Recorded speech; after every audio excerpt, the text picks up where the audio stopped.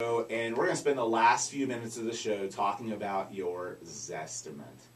So let's say you're out there and you're thinking about selling your house, or you go on to Zillow and you look up your house to see what it's worth, and you believe the Zestimate. Well, first off, Zillow specifically has language at the bottom of their page and in their terms that says, you know, that they're not a home appraisal company, and their values can be off from like 6 to 80%.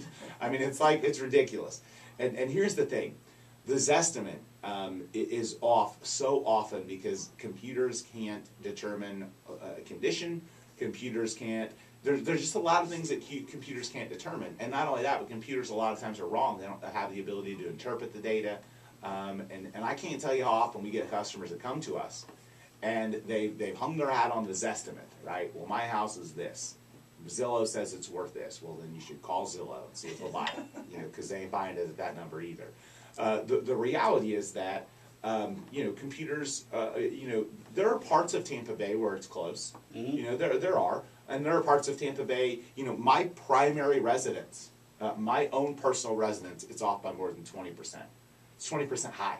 Right. I mean, there's no way my house is worth that number. I can run the data. I've done that. I've sold $1 billion in real estate. We've sold thousands of homes. I can quickly look at the comps and figure out that Zillow is smoking you-know-what if they think the house is worth that number. So if you're hanging your hat on the Zestimate, please stop. It's not as accurate as you think it is. It is a computer-generated number by an organization that has a vested interest in themselves. They want you to keep watching it and looking at it, being happy about it, because then you keep going back to their site. Then they can sell more ads to realtors, and they can charge us more referral fees, and then eventually they can hope to replace all of us. Right. The reality is that their estimate is off, and don't just take it with a grain of salt. What can tell you that it is good at is measuring what's happened. Take your, it's good at telling you how much values rise and start. It's not good at telling you what it's really worth. You can see trends from your Zestimate, but you can't hang your hat on it. Well, this is all you need to know really about Zestimates and why they're not accurate. Zillow was offering a reward of, I'm wanting to say like $1 million to figure out a way to make it more accurate. That tells you all you need to know. They're trying to pay someone to fix the problem. Yeah. And it can be neighborhood and area specific too. Yeah. Perfect example, we talk about plant all the time. There's some neighborhoods or right even across the streets, street from each other. Yeah, that are across the street, and it's going to pull information from plant sales that may not. And look, let's face it. Correlate. Real estate values are very much affected by the extremely specific location of the property. Okay, people might say, "Well, I'm in the same neighborhood as that, and I'm in the same school district." Yeah, well, your neighbor that sits behind you has a cat farm in the backyard with 27 cats running around and broken down cars. True story. It's my own house. Right.